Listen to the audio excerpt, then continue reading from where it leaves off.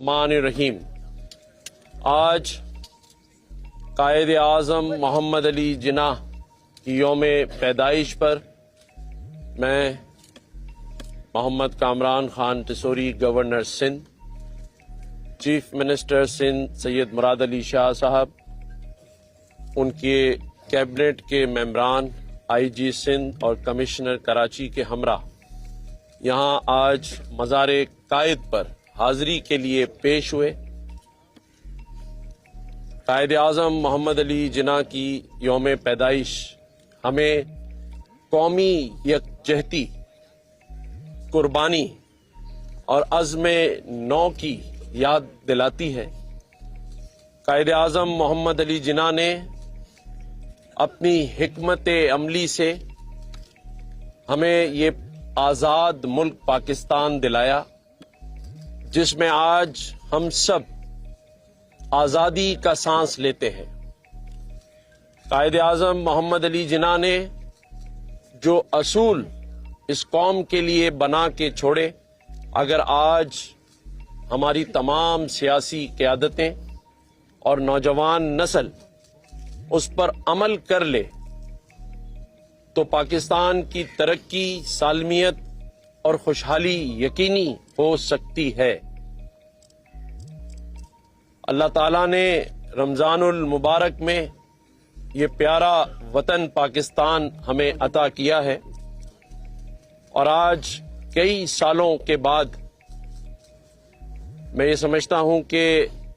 جہاں 2025 ہمیں کئی شہادتوں اور شہیدوں کی یاد دلاتا رہے گا، وہاں کیونکہ سال کا آخر ہے اور اب ہم کچھ ہی دنوں بعد نئے سال میں شامل ہو جائیں گے، لیکن 2025 پاکستان کی تاریخ میں سنہری لفظوں سے بھی لکھا جائے گا، جہاں پاکستانی قوم نے اپنے سے کئی گنا زیادہ طاقتور ملک سے جنگ جیتی ہے۔ ہم ایک فاتح قوم قرار پائے ہیں دنیا میں، اور آج واشنگٹن میں ایک جدیرے نے یہ تحریر لکھ چھوڑی ہے کہ پاکستان کئی برسوں کے بعد دنیا میں توجہ کا مرکز بن گیا ہے۔ پاکستان نے اپنی بہترین حکمت عملی سے یہ ثابت کر دیا ہے، یہ میں نہیں کہہ رہا، یہ ان کا ایک اور میگزین فارن پالیسی لکھتا ہے کہ جو ٹرمپ کی خارجہ پالیسی ہے اس میں پاکستان ونر اور بھارت لوزر قرار دیا گیا ہے، اور آج اس فتح کا سہرا پاکستان کے فیلڈ مارشل جنرل حافظ عاصم منیر کے سر جاتا ہے، کیونکہ ان کی دو ٹوک پالیسیز نے آج پاکستان کو اپنے اس خطے میں اور دنیا میں ایک اہم ترین ملک قرار دلوا دیا ہے، الحمدللہ۔ آج یہی میگزین، یہی اخبارات دنیا کے لکھ رہے ہیں کہ پاکستان کی بہترین عسکری حکمت عملی نے وہ اعتماد کئی برسوں کے بعد پاکستان پر بحال کر دیا ہے۔ آج پاکستان کا سی پیک کا دوسرا مرحلہ عالمی سطح پر پھر سے دوبارہ اس بات پر آ چکا ہے کہ اسے کمپلیٹ ہونا چاہیے۔ آج پاکستان نے کئی برسوں کے بعد افغانستان کے معاملے میں دو ٹوک پالیسی کا اعلان کیا، یہ اس سے پہلے کبھی نہیں ہوا۔ وزیر اعظم کی قیادت میں، صدر مملکت آصف علی زرداری صاحب کی قیادت میں اور فیلڈ مارشل جنرل حافظ عاصم منیر کی قیادت میں دو ٹوک فیصلہ کیا گیا کہ اب ہم نے افغانستان کے بارے میں فیصلہ کر لیا ہے. آج پاکستان نے دنیا کو یہ بتا دیا ہے کہ انتہا پسندی کا معاملہ ہو تو اس پر بھی پاکستان نے دو ٹوک فیصلہ لے لیا ہے. اب پاکستان اپنی معاشی اڑان اڑنے کے لیے وہ تمام فیصلے کر رہا ہے جو کئی برسوں سے، کئی دہائیوں سے نہیں لیے گئے تھے. آج جیسے میں نے کہا کہ پاکستان دنیا میں توجہ کا مرکز بنا ہوا ہے، تو وہاں پر اس ملک میں چھوٹے چھوٹے ایشوز کے اندر کچھ سیاسی جماعتیں، دینی طبقے سے تعلق رکھنے والی شخصیات پاکستان کو پھر اپنے ڈومیسٹک معاملات میں گھسیٹ رہی ہیں. خدا را جہاں پاکستان دنیا کی نظر میں مرکز بن گیا ہو،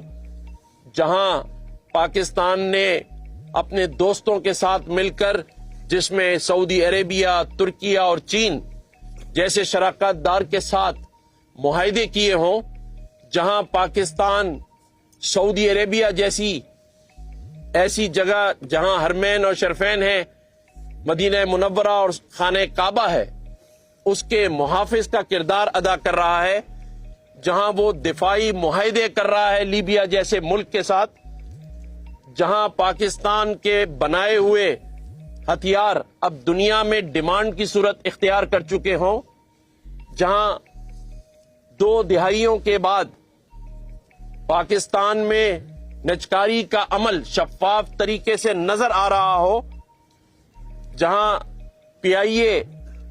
جو ایئر لائن ہے اس کی نجکاری کا عمل ہو چکا ہو، جو کہ ایک گیم چینجر بھی ثابت ہو سکتا ہے، کیونکہ جس طرح پاکستان مرکز بنا ہوا ہے دنیا میں، تو میں یہ سمجھتا ہوں کہ پاکستان نے ثابت کیا ہے. پاکستان نے کرپٹو کرنسی میں امریکہ کے ساتھ شراکت داری کے ساتھ اس کا الائی بن کر آگے بڑھا ہے. ہر وہ کام جس سے پاکستان اپنے معاشی بحران سے نکل سکتا ہے، وہ میں سمجھتا ہوں کہ فیلڈ مارشل کی قیادت میں اللہ تعالیٰ نے ہمیں دیا ہے. یہ میں نہیں کہہ رہا، یہ دنیا کے میگزینز اور اخبارات کہہ رہے ہیں. تو اگر دنیا تسلیم کر رہی ہے پاکستان کی بہترین سفارتکاری کو،